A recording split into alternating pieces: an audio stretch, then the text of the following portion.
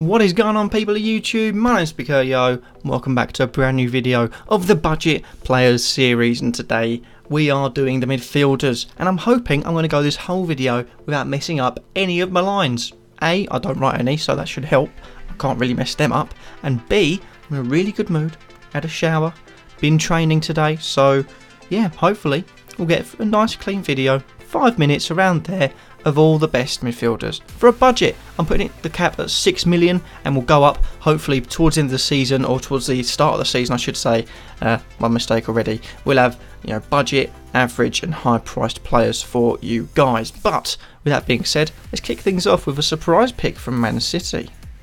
And he goes by the name of Fernandinho. Now, an interesting pick at £5.5 million, ownership of 5.7%. So he is, you know, towards the top end of the differential market. And it's not one you'd think, because he sort of sits back, he's more of a defensive minded midfielder. But last season he made 34 appearances for Manchester City, 5 goals, 4 assists, 15 clean sheets and 9 bonus points. That's quite good returns for someone who's 5.5. And in that Man City midfield, you'd expect some clean sheets, so that's a 3-pointer. 5.5 is just above the range of where you want to be looking at people that just pick up the 2 points. But the odd goal, odd assist, bonus points, the lot could make for a really interesting season for Fernandinho. So he's worth a look in, bit of a risk, but I do quite like the look of him. Next up, we have another weird pick. Now, a lot of these are low percentage of ownership, so I do apologise. Only one of them is a big sort of owned player for this sort of market. It is Townsend, and it's another sort of strange one. It's only owned by 2%. Crystal Palace midfielder, £6 million, so he is quite expensive, but 2 goals and 9 assists, 9 clean sheets, 7 bonus points. It's not bad for 6 million. Now, granted, you want it to be a bit better. 6 million, you want to be pushing for a bit more than that. I think he can give it. And I think this season, with Palace, you know, they'll start off under Hodgson. They built well under him. They could have a good season this season. I don't particularly like the club, but I do think Townsend at 6 million could be a bit of an interesting pick. Just 2% ownership, I say again, so he is a very, very good differential if he does start performing well. And if he can get his A game back the way he was against Spurs when he was in the England team, you could be seeing double figures in goals or assists. Hopefully the other one not too far behind.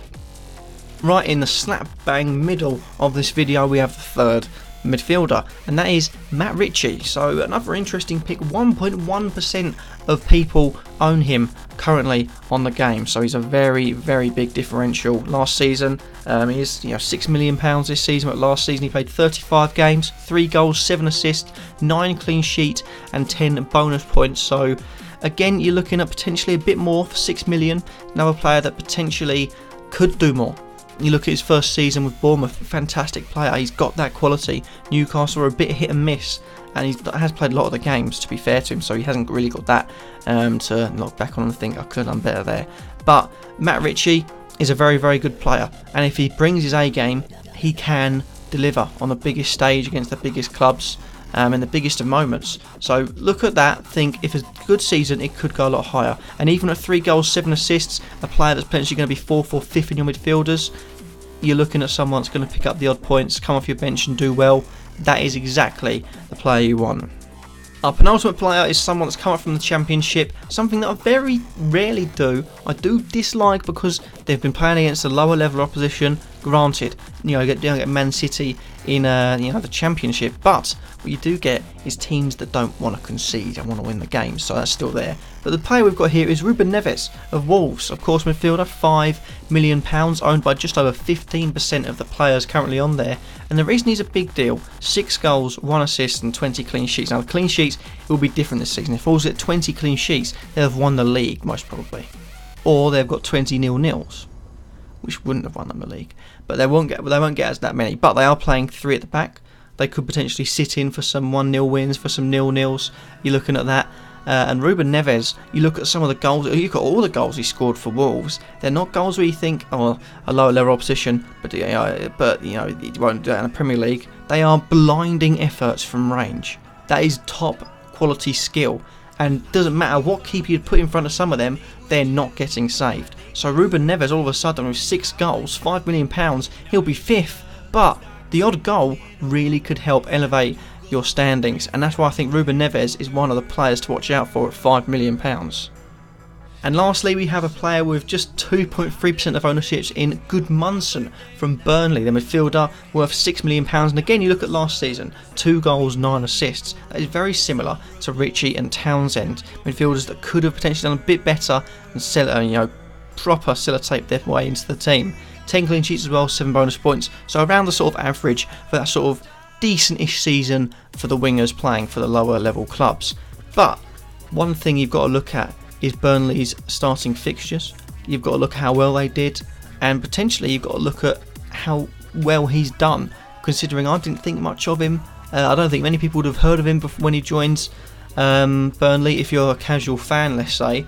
And to be fair to him, he's done alright. 2 goals, 9 assists. If he can build on that, if that Burnley can build on that, and especially at the start of the season, I'd urge you to look at their fixtures. I don't usually do that. I think if the whole season he'd still be good, but the start of the season, definitely worth having in your team. So from the get-go, he's in my team, and I think he should be in yours too. He might even be there for the whole season, might be taken out for some harder games, but you're looking at Jonas or John Berg Goodmunson, however you say his name.